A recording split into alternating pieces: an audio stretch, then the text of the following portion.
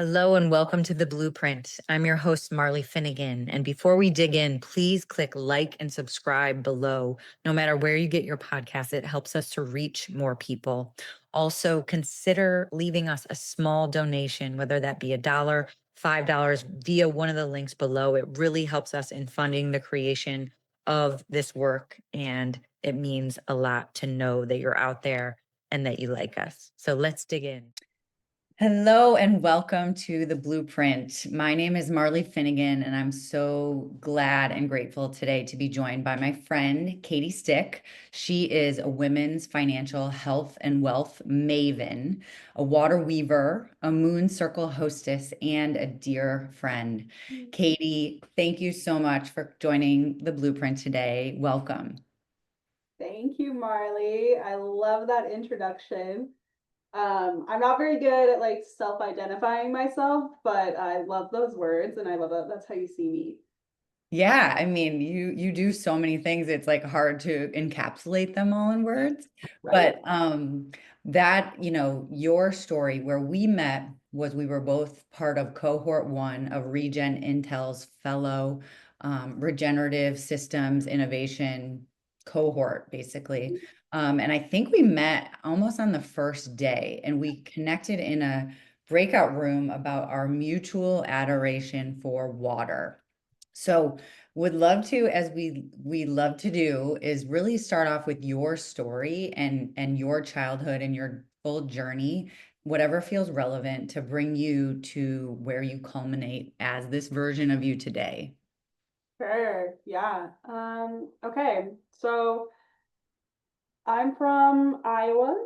That's where I grew up. I live in Des Moines, Iowa, so I lived where I grew up. I have moved and I've lived in California, I've lived in Chicago, but this does feel like home. So this is kind of I am native to, is the way I put it. This is the land that, when I feel the wind and I like see the plants as they shift from summer to fall, like it's home. Like it's, even though I've lived in these other places that I also love and have an affinity for. And so why it feels like home, I mean, this is where my family is from. My dad is from here, my mom's from Kentucky.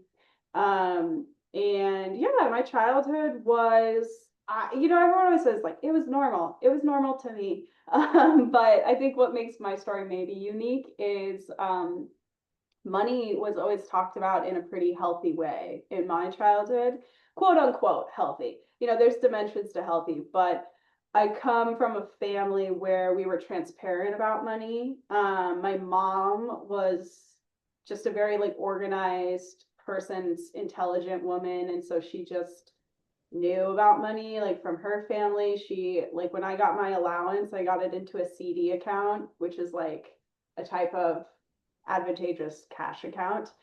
So even as a child, like I was very aware of like what is good and like financial literacy that so many people are like, I never was taught this in school. My dad was also a financial planner, which is one of the things I do too. But the funny irony is I came to the field of financial planning completely on my own. Like my dad never really like identified as a financial planner and my mom wasn't either. But I think probably just like naturally I learned through them that money was very powerful and it was the ticket to my freedom. That's what I was ingrained with early on, because money, and I go back and forth on this and what I teach families to do, but in my family, money was a tool that opened up choices for me. So my parents would pay me an allowance if I did certain tasks. And then when I was a teenager, they didn't pay for like what I wanted to do, like shopping or like going to the movies. So I was incentivized to get a job. So I started working when I was young. And so that's when I learned that money could, if I figure out money, like I can do whatever I want. And that's the kind of person I am. Is like once I know what I want, it's a matter of like, okay, how do I figure out how to do this? It's not like I try not to question it. I just try to figure out, okay, it's happening, but how do I make it happen? So yeah, that eventually led me to become a certified financial planner. I mean, one thing I did want to say about my career, 'cause, I'm not your typical financial planner. Because I think, first of all, you're probably expecting a man to be a financial planner. And then second, you're expecting someone who like doesn't pray with water like I do to be a financial planner. Yeah, like if she's like a woman, she's like not a witch, right? But it's like, no. Oh my gosh. No, I love that so much. And I think, um, yes, to be not only a woman, but to be a young woman Yeah. who is very secure and sovereign in her femininity, in her spirituality, in her connection to the earth and the natural ways of being and doing, connected to your body. I think all these things definitely set you apart in really important and beautiful ways. And I have so many questions. I mean, you and I have talked in our friendship about money and our own personal relationships with money over time and how the things have shift and change. And, I've been doing a lot of subconscious work around my relationship to money beyond the conscious stuff that I have been doing for years. But and also have taken your classes. How prevalent do you think sort of, I mean, both financial literacy as one thing, but also sort of a negative subconscious relationship to money is. And, um, you know, dealing with the obvious that we have essentially a billionaire class that has by far the world's majority of money beyond any sense of equity. Like, how do you also rationalize having, when you have people that have that negative relationship maybe with money because of the judgment of those inequities, like how do you sort of help bridge those gaps for people? Yeah. I love that question.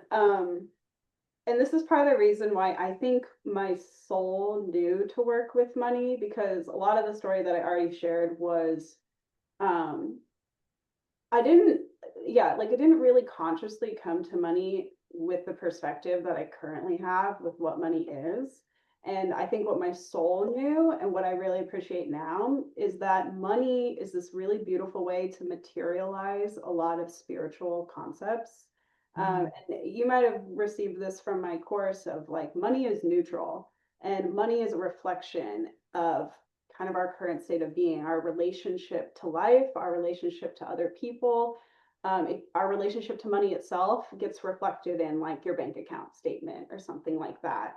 Um, so you spoke about financial literacy, which I think is what people first think of, like what they need a financial planner for. Like, I don't know how to do this. This person knows more than me.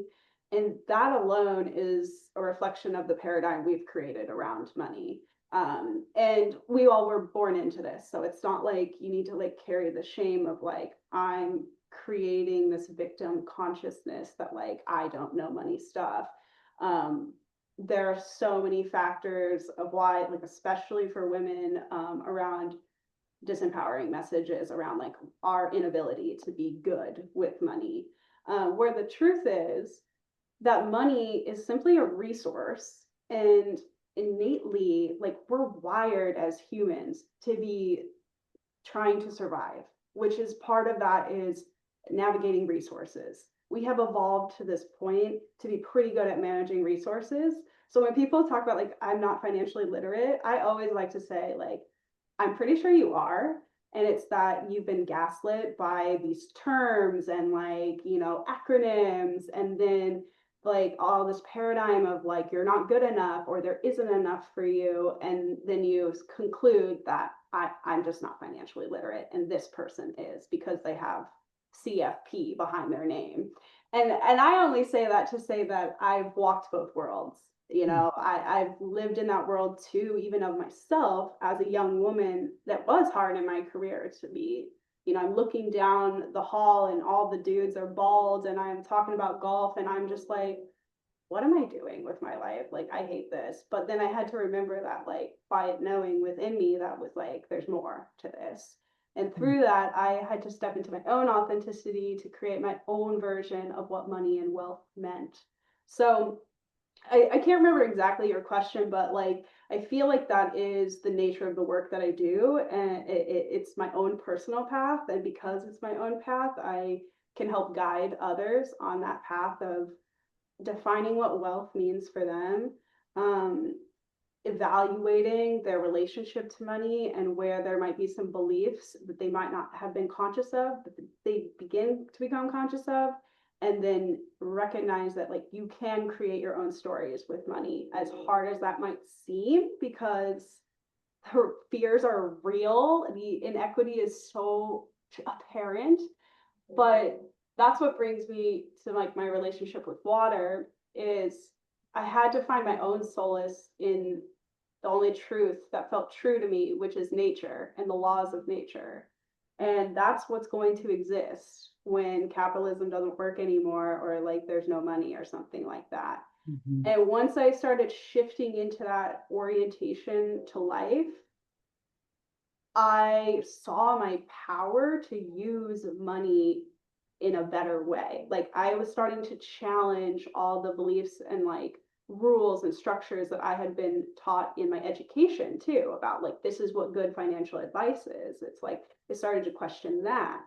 Um so yeah, I would say I mean I'm still evolving. It's I can only take people as far as I go myself, and so I continue to get challenged by life too and my own beliefs of scarcity. But I mean this work is just endlessly rewarding, and it just fills me with joy.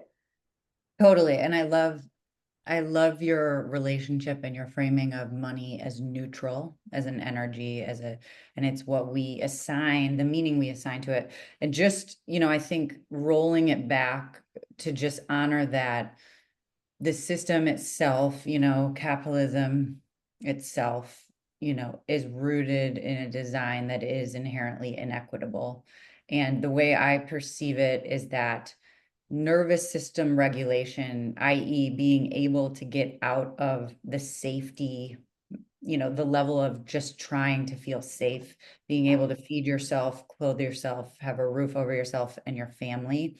When you're unable to go beyond that, which, capitalism in itself creates false scarcity. It creates scarcity, these survival needs and mechanisms. And to have nervous system regulation and to be able to trust that the universe has got you, even in times of severe distress, is also somewhat privileged, to be able to do, because you have to literally have the funds to be able to put food on the table for your children. So it's just like, I want to honor that, because I think sometimes saying money is neutral can feel, if you are in a space and place where you don't feel safe, Yeah. that can feel like a stretch, even though, um, and just honoring that systemic design of inequity and unfairness, which is inherent to the hierarchical design of capitalism.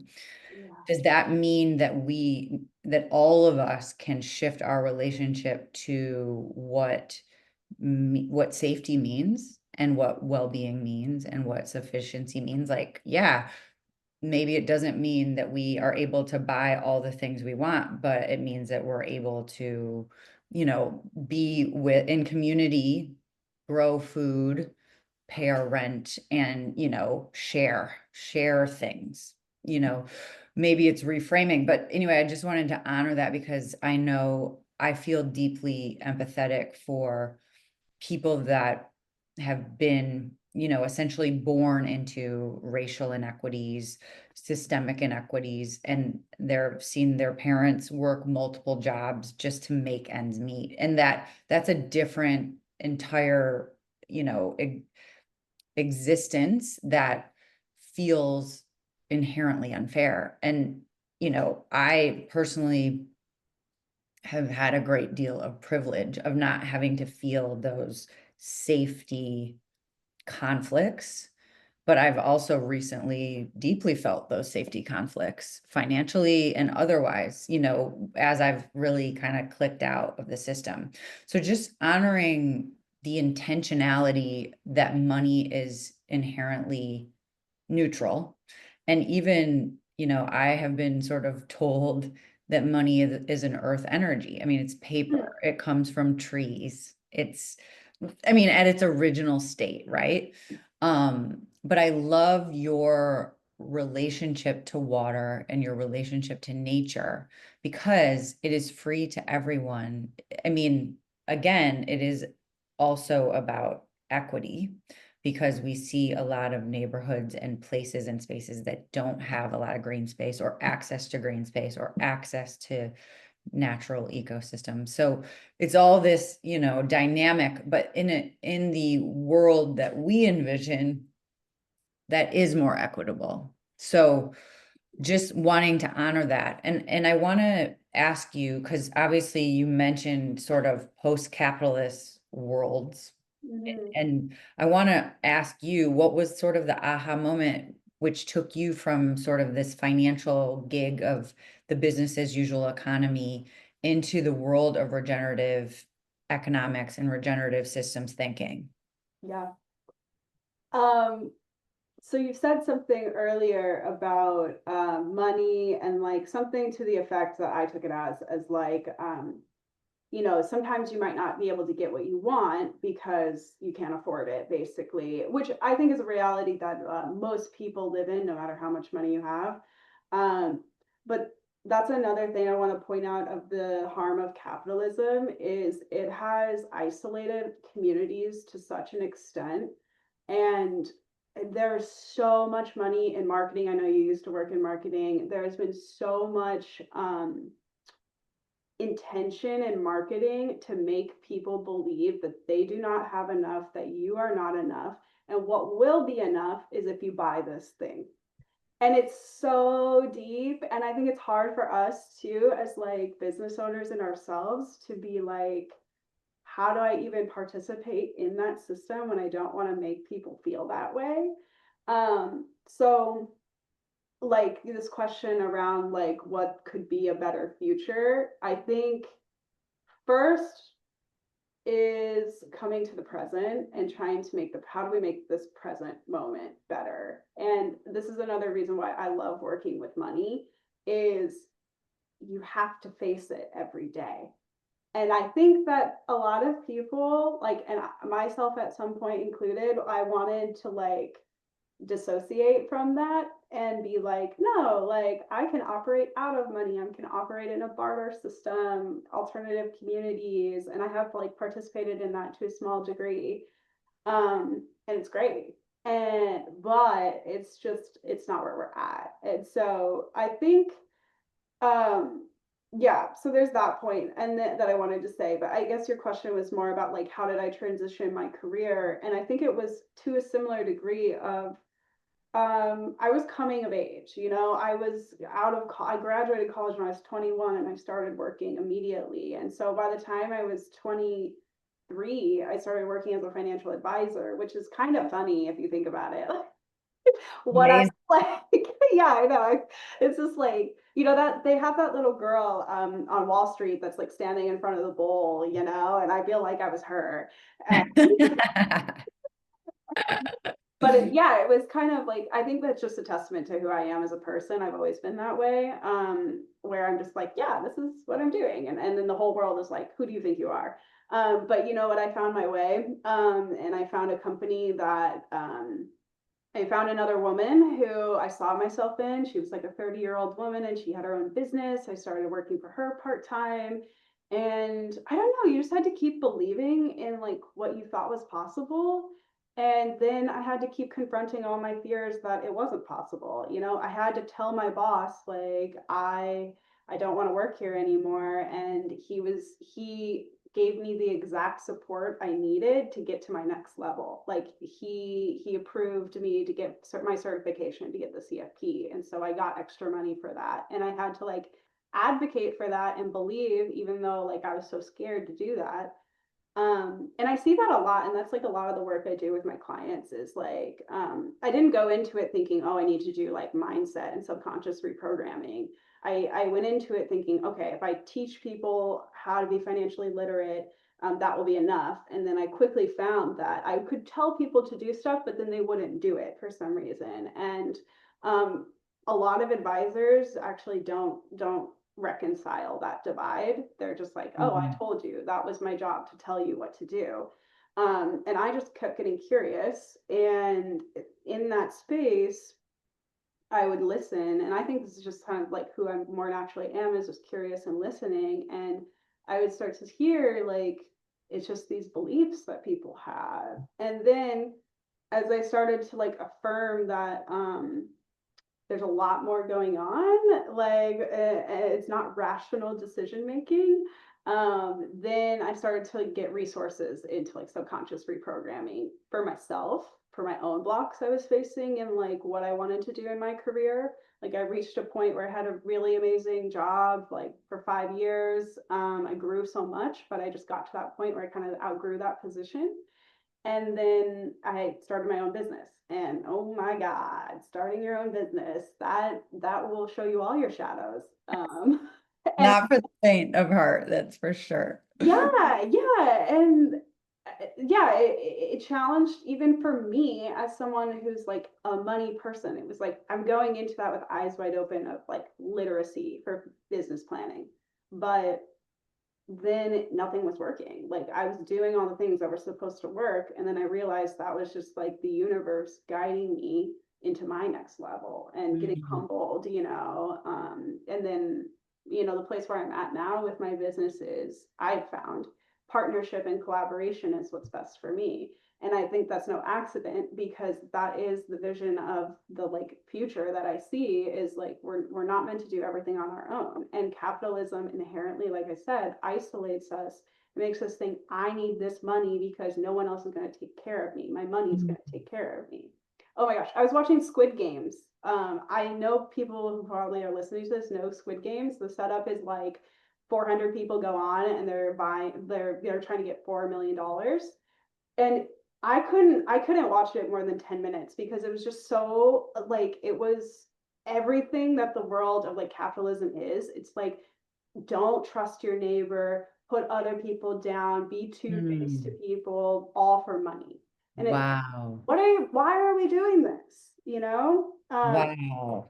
I Yeah. mean, Katie, I'm floored by a lot of things that you're saying. First of all, I just want to resurface the fact that you said money is in front of us every day. Money is there every day, whether you have it or you don't have it. It is a low level, like conscious awareness that you have to hold, and you have to hold it whether it's comfortable or uncomfortable to be with. And I think a lot of people don't realize, for 90%, maybe 95% of the globe, globally, it's a really low level of financial security, and that this is what had the way it's been sort of designed, and definitely how it's gone over the last 70 years. But to your point about not realizing, but realizing very quickly that it's subconscious reprogramming, that it is mindset, and really just again a microcosm to the macrocosm, the inner to the outer. It's all a reflection of what we are holding within. And then the third thing that you just said, about, gosh, what was it? Sorry, I totally lost my frame of reference. The But TV show. oh, yeah, the TV show. No, that wasn't it. Oh, I think being able to help people, this is what it was. Being able to understand and see within others their greatness is easier than doing it for yourself. And you and I think both have like an ability to help others really see what is within them and all the magic that lies within. But that is exactly the collaboration point, is exactly the message I have been getting for the last year, is almost that, in previous, what's called the witch wound, and these wounds of essentially being, gosh, how am I'm totally being, what, not perpetrated, but Persecuted. persecuted. These wounds of being persecuted for living in your truth independently, have kept us, I think, for many years, not speaking our truth. But now that we are back to speaking our truth and are healing that wound, what I think is like the next step is the connectivity of the unified whole. So the collaboration of the many to help the all, right? And so it's like, definitely I feel the call to collaborate with both women and men, and to bring sort of together community at a bigger level. And I know that's what you're doing with your work with water ceremony, and with your moon rituals. So can you talk about the groups that you're gathering for both of these things? And also, we haven't talked extensively about water ceremony on the podcast. You and I talk about it, and we do it. We do it frequently in our own worlds, and with others. And you definitely have more of a practice, I think, of doing it in groups. I often just like take off and go do ceremony on my own. But please tell and illuminate us to how you work with nature, how you work with community, in connection with the earth. Yes. The other thing I want to say about collaboration that I do, that I feel it's important to say, is because I'm a business owner, but really a lot of my business is collaborating with other business owners. So I work with another financial advisor. I work with another amazing group that teaches financial concepts to young women, and it's about subconscious reprogramming and financial literacy in the traditional sense. So that was another thing that I just want anyone to listen to. If you're feeling stuck, I only got to that place because I had to freaking surrender to the universe and be like, I don't know what I'm doing. Can you help me? And I wouldn't have never gotten to like these jobs had I not done that. And I can see so clearly now that it's very important that I'm aligned with the people that I'm aligned with. And I still get to be kind of sovereign in choosing my time. And like, it helps me with my own business to allow my own business to be what it needs to be, because the strength of the diversity of ways that I work, which is always just me showing up and being myself at those roles, but it's just different. I think that is something I want people to know as an option, because I think a lot of what we're working through right now is like the witch wound piece that you spoke of is like, this is a paradigm shift, and we have to believe without seeing right now, like, because the past is breaking down. We see that, we know that. That's creates the unsafety in all peoples right now, is because even the familiar is not there anymore. So what else are we going to do besides dream the new future? It's actually almost better to dream the new future. It's terrifying at times, but it does help when you're not alone in doing it. So I just wanted to say that point. And then it relates to water too, because so just a little bit of why I care about water is I feel it's very similar to money in that it materializes a lot of spiritual concepts. And so I started my spiritual awakening in 2020, like many people. I was always a spiritual person. I grew up in a religious home and actually had a really positive relationship with Jesus and Christianity, unlike many people. So Yeah, so I was always spiritual, but around 2020 is when I started becoming more like new age spiritual, and started to just follow the call of my heart. And it was so fun and expansive for like the past 5 years. And about 2, 3 years ago, I just had like my own awakening with water. And it's hard for me to understand why. I can't really pinpoint it to one moment. I think it's just that it started to click. So water is pretty almost entirely who we are, to a cellular level. We are like 97% water. Water is like the one thing that we need to survive. You know, they always say like food, shelter, water. And so it's just first of all, it was like, okay, this just feels like me is water. Mhm. But then what really resonated, because I felt very alone in my way of being. So like talking about my coming of age, like being in my mid 20s, you know, having this like career success, but also confronting a lot of like societal expectations of who I should be. Like I should be married, or I even faced my own fear in like buying my own home by myself, because I had never seen that before. Even though I know everything financially, it was like the subconscious stuff. So water in the way that it moves, the river, I live by a river, and in the ocean, and just all of the ways that I felt when I was around water, just looking at it, being on water, it just felt like, oh, like, I don't know, water became like a role model for me in a way. It was like, look, the water flows, it moves, it changes. It's okay for me to be that way, you know?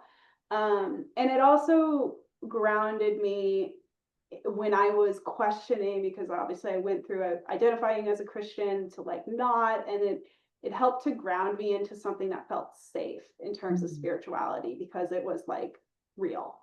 So yeah. I love that. And I want to, I think that water is it's probably one of the most dynamic things that there are in terms of the ability to adapt and shapeshift and truly you know, transform to the environment. And I think to your point about not pinpointing exactly when, I think water consciousness, it really it's an evolution, because you have to also dismantle the dehumanization of it by our culture. Our culture has labeled it a resource and that it's basically valueless forever, when in fact it's the most luxurious element of value that we have as a species. It is, again, like you said, who we are. It is what our earth is made of, what our planet is made of. My journey began with speaking a mantra into my water every morning, like with my coffee, and just really feeling the power that this water, as I ingest it, is like me speaking niceties and love into it, is me speaking niceties and love into myself, and letting that water, rehabilitate my internal landscape. And I just share that too. I think that when you're coming into this idea of like thankfulness and gratitude and deep relationship with this as a being and not as a resource, as a sacred grandmother, of our existence, it isn't just that you like have to have this aha moment. You can go in waves, pun intended. Mhm. But okay, so back to you though, and your ceremonies and your rituals, and sort of, where these begin and then where they've evolved to. Yeah, yeah. Well, what you just said too is why I link money and water as well. You could see the way you said it of we think of water as a resource. That's how we think about money too, you know? And it's so much money is so much more than that if you allow it to be. And I tell people this, like it's a spiritual practice to work with your money, to look at your bank account, because you still have to confront the feelings of that and then Mhm. dismantle the beliefs that you have with it. So in the same way that you speak the mantras into your water, like you can do that with money too. And Mm. there's just so many ways that money and water like orient to each other. I mean, even like when I was going through it, like we use the same words like cash flow or like make it rain, or like there's so many with That's funny. right? Like we already are doing it. And I love it too because like we in the same way that like we wouldn't have baseline safety if we didn't have water, like we wouldn't have baseline safety if we don't have money. Like that's just the way things are. So I do think like if people can see money like water, that might help to soften a lot of the painful associations that they have with money and help them to like feel emboldened for a new way, because water is just so pure. And I agree with you, it is like its own being. And so you can work with money like or with water, like I've thought of it that way. It's like it is my guide, it is my god, it is my mentor, you know, and it speaks to you, but obviously not with words typically. But anyway, so water ceremony, well, the other aspect I was saying is water helped me as my identity of self was shifting, which I think is a fundamental aspect of being a woman. And as I've said in this session, is my career and my relationship with money is so entangled with my coming of age of self. And I think a lot of the questions I was asking is like, who do I want to be? What does it mean to be a woman? What does it mean to be feminine? You know, there's the baseline ways I was taught, there's what the culture is reflecting onto me, and then there's the dissonance between what feels authentic to self, which was already hard for me in the first place, because to get to the point in my career that I was so early, I had to deny a lot of pleasure and like living for the now, which Mm. took a lot of conscious effort to come into, which took a lot of like, where are my feelings? What does it mean to feel something, like very baseline stuff. And I worked with a coach, I worked with therapy to get to that place of being at least in my body. And then I went through a lot of like womb work, and I love life because I've gone through that path, and like I'm always united with other women who are on a similar journey. And I always am like, you have to work with your womb, like you have to as a woman.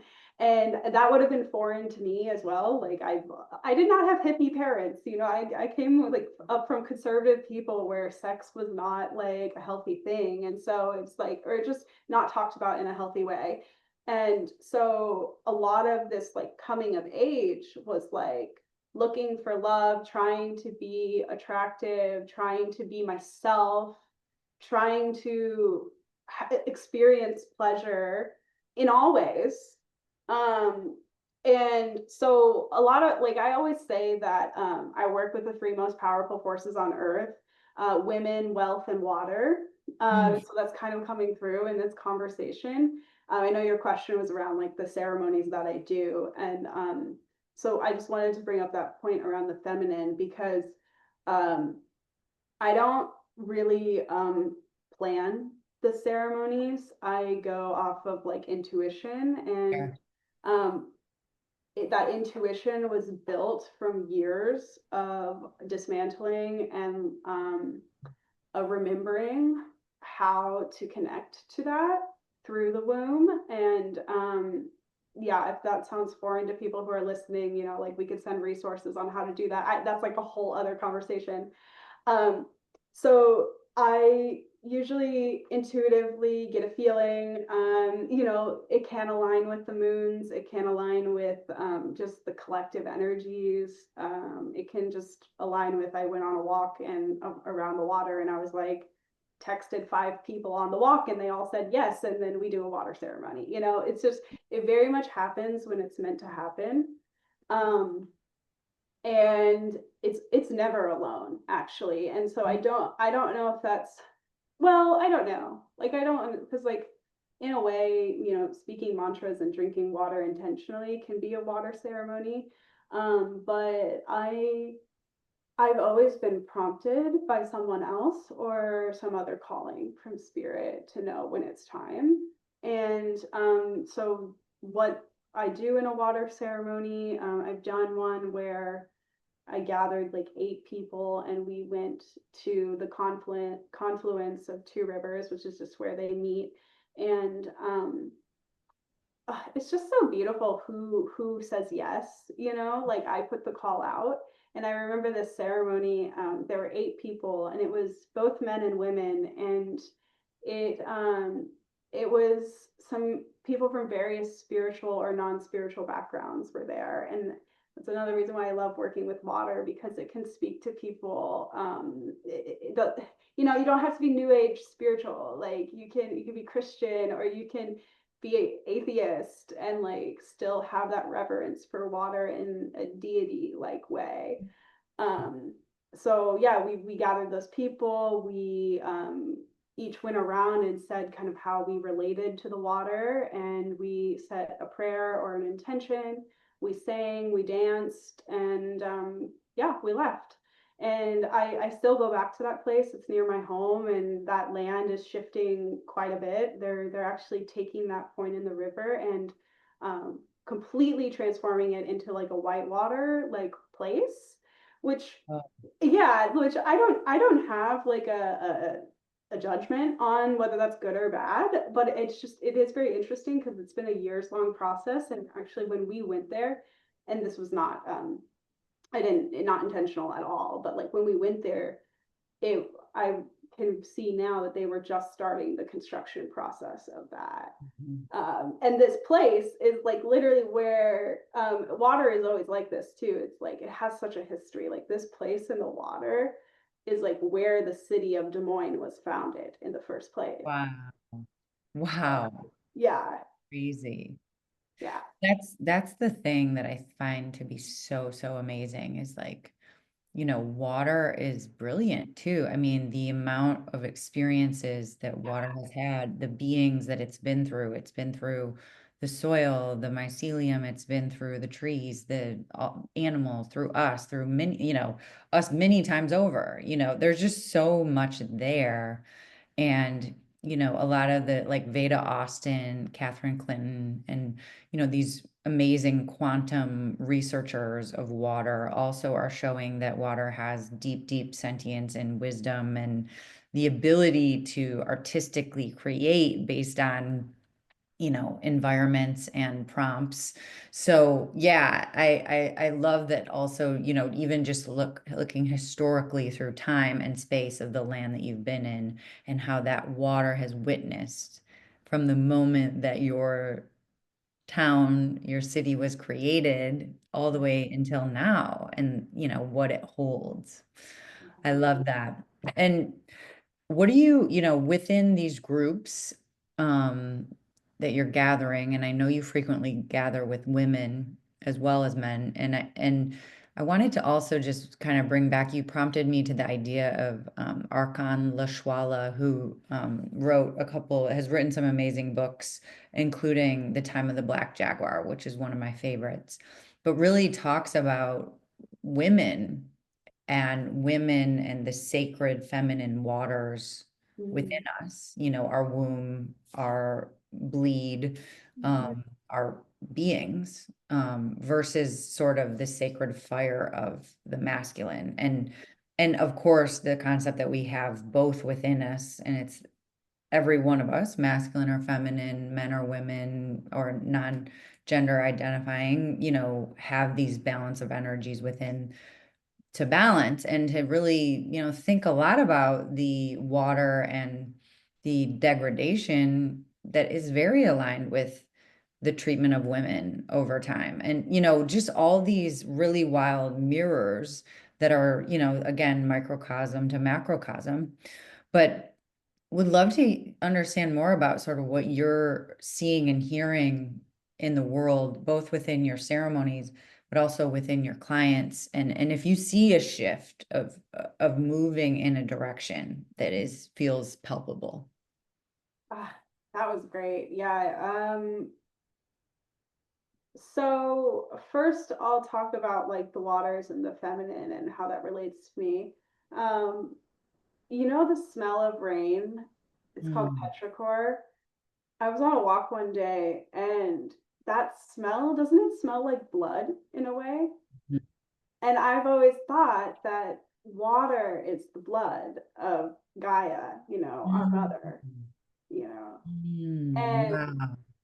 Yeah, and like it relates to all of this in that we've become so disconnected in that relationship with the Mhm. mother, and this so many generations of this, and I think a lot of, the system that's, been created is been these like human attempts to absolve that trauma of disconnection from the mother. Mm. It's just like such a deep ache. And because that's really what I've arrived at is, if it's these subconscious beliefs that are holding us back, well, where did those beliefs come from? You Mhm. know, and a lot of what our subconscious is about keeping us safe and surviving and staying in our comfort zone. It's been an evolutionary thing. And actually, there's a lot of our subconscious aspects that do an incredible job of keeping us alive. So I do like to acknowledge that too, Yeah. with that bring that compassion to like, oh my gosh, so many of these beliefs and so many of these systems too have actually done a really good job of taking care of us to some degree. Well, But if you want to believe that it begins, I mean, and especially within us, within our ego, within our subconscious, like that it begins in innocence. Like it is an innocent attempt, albeit maybe non-effective and limiting, to keep us alive, to keep us safe, to keep us the same. Because when we're the same and we're not evolving, we are status quo, we're safe. exactly, and so in a way too, I try and practice creating some structures. I was just talking with my friend about, as a woman, it's so hard, that balance between flow and structure, and I think it's for everyone, but especially as a woman, I think I struggle with that. But the structure, I try and remind myself, it's that part that helps me feel safe to flow. So anyway, what I'm seeing in like the collective and in trends is, I really feel that like Gaia, Earth itself, herself, the soul, the consciousness of her is going through her own evolution, and we're all part of that, and it's all part like in love and in coming together and in expansion. And I think women uniquely, because of the calibration of our bodies, even if you aren't going through a period cycle, it's like you're still moving through energy differently and all that. So I think women are more attuned, and so they're taking that information in and processing it in a different way. And so that's why I like working with women. I don't know. I don't even like try to work with women. It just, the frequency, like we come together. Um, Mhm. and so a lot of it is like on the financial side, a lot of the work is the subconscious reprogramming of like the self-doubt, like the courage it takes to really be yourself. Like even in this time where we're like supposedly free to be ourselves, you could still feel like you're negotiating your safety to be yourself. And then like, it goes back to like you have to believe it before you can like, or yeah, before you see it. And so I'm thinking of another ceremony I did for the Cancer moon. I think it was like in June.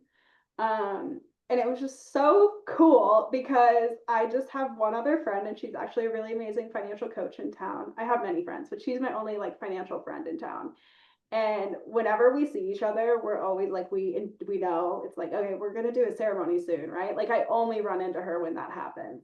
Mhm. So she was like, Katie, I have no capacity to plan this. And I'm like, that's fine because I do have capacity. And so I think that's the thing too, where through doing ceremony, you are teaching yourself the confidence because you're experiencing it in real time, because that's the magic of the ceremony. It's like the gift of coming together with the shared intention. Is like, nobody knows how this is going to work out, but I know my piece and you know yours. And so this ceremony, it was like we pulled it together in like a couple weeks.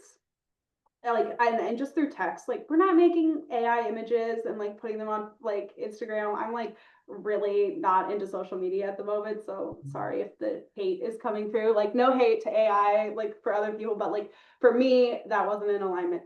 And so anyway, the day before it was like, where are we going to do this? We didn't have a location.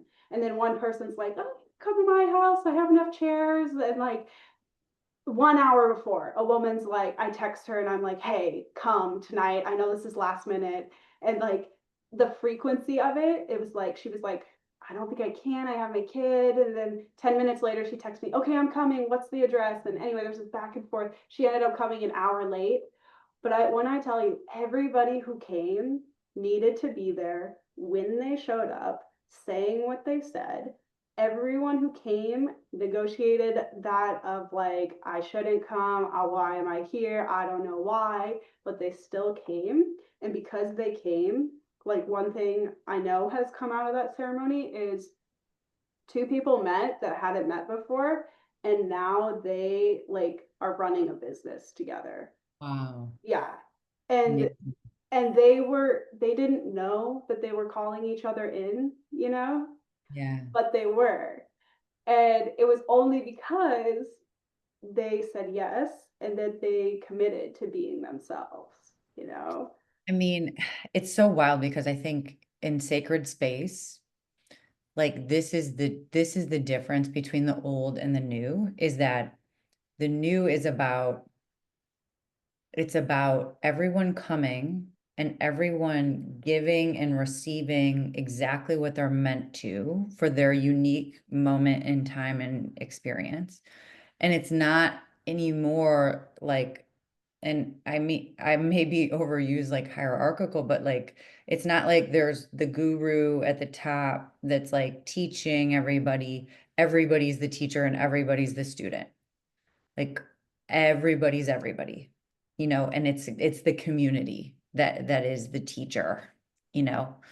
And I love that. So, but it's also this, shedding of these old stories, old belief systems, old ways of being that are really aligned with this old paradigm that allow you to get in the frequency to connect with the people that you're meant to connect with in this now moment, but also that they're meeting you with the truest version of yourself, which is the ever evolving version. Like the more you're clearing, the more you are aligning with your original kind of soul blueprint that is, you know, who you're here to be. So I just love like this idea that the more true we become to ourselves, the more we align with people that meet us and honor us in that truth.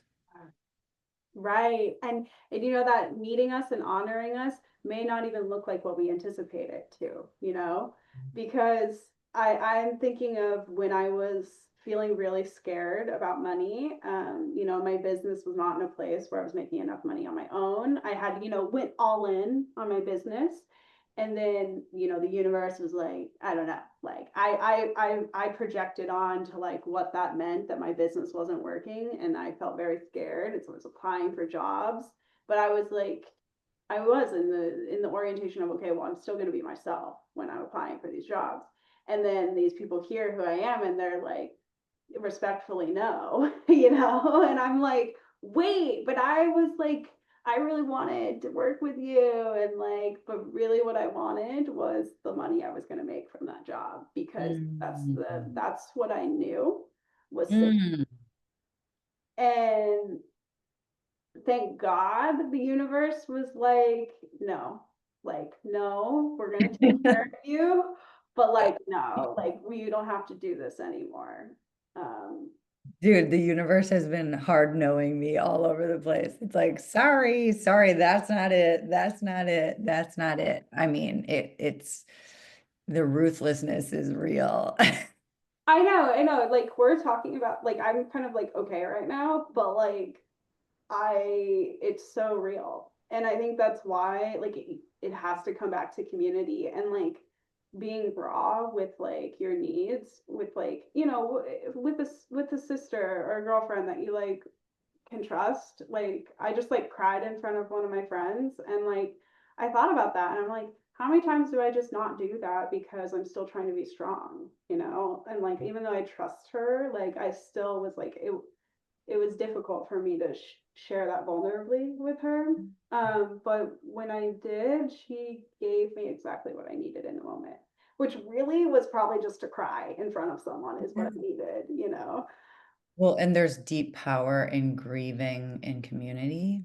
We typically also, I find myself like grieving singularly or in privacy, but it's like that's the program. That's not truly how we have grieved as a species, is we have grieved together. And so I also just like for the whole anyone listening, like I was in community yesterday where very tenured professionals that, on the outside have all the, all the accolades and things going on and success.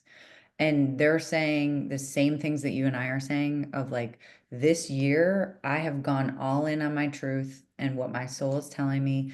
I'm speaking my truth. And I thought there would be abundance. I thought I would be, financially rewarded.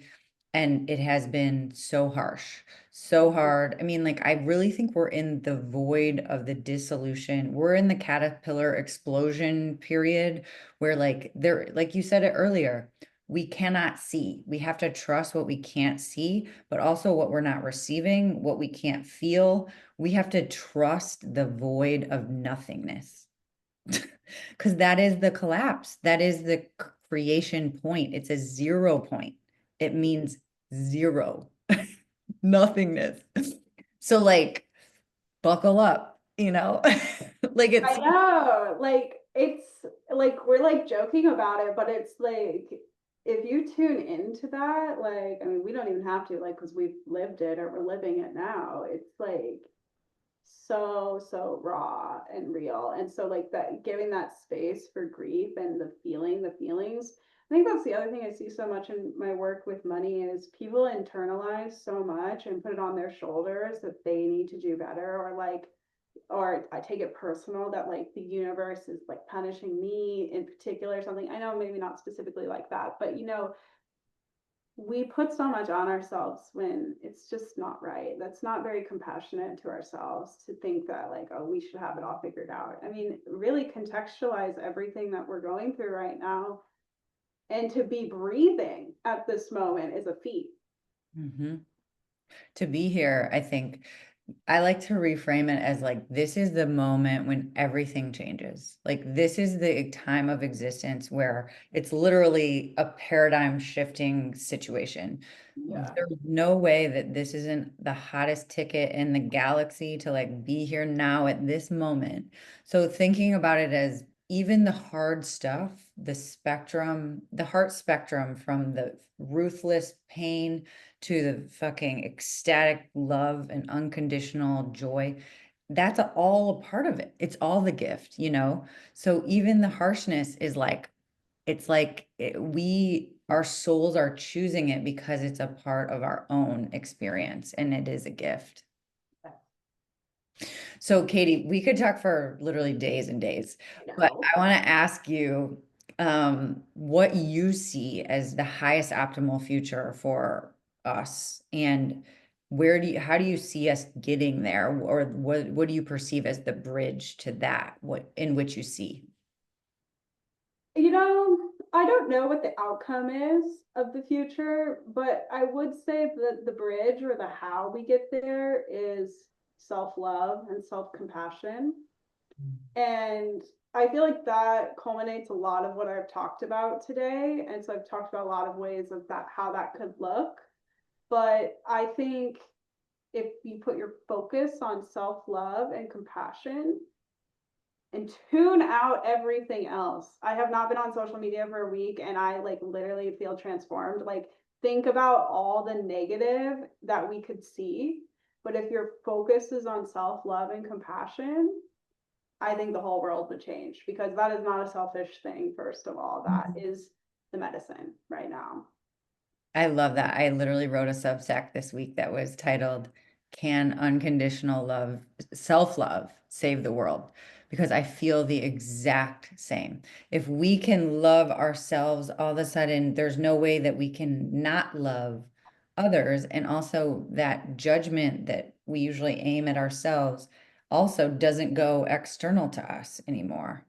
So I couldn't agree more. And that mixed with once we do that, we meet our community, we meet our people, and that's also part of the solve that soothes our hearts. Yeah, that's why I said, like, I don't know what it could look like because I think it could look greater than I can possibly imagine. Because Love it. ultimately, like, a lot of what I'm saying is like, whatever your beliefs are is going to limit what you think is possible, you know? And so if we have all this subconscious or conscious, like, negative thinking about what's possible, then that's all that's possible. But honestly, because I don't know the capacity of my self-love, I don't know what the outcome of that could be. But I can already say, like, I'm very proud of myself for being at this point right now. And like, that's the joy that I have, is like, I created this reality for myself out of love, out of compassion to, like, I'm not all the way there yet. I still have my hard days. I still have my disillusion. I still lack hope at times, but compassion is what has kept me alive. Well, and congrats, because that means you're still human. You're still down here with us. I know. Thank you. Oh my God, I love you. So great to spend time with you today. Thank you for joining us. And is there anything else you want to leave people with? Or how can Oh, people find you to connect with you on your work? well, definitely not social media anymore. I mean, I'm sure Marley will post some links that you could put Totally. on LinkedIn. I have a Substack. I work with a really amazing company called Deeper Than Money. Check their work out. Yeah, my company's called Your Watershed Moment if you want to do some personal stuff, or a ceremony. Come visit me in Des Moines. Let's do a ceremony. We're gonna do a ceremony in Des Moines, and if people want to join us, we can put it out there to the universe. I'm coming. Yeah. Amazing, Katie. Thank you so much for your time and your beautiful heart. Thank you. All right.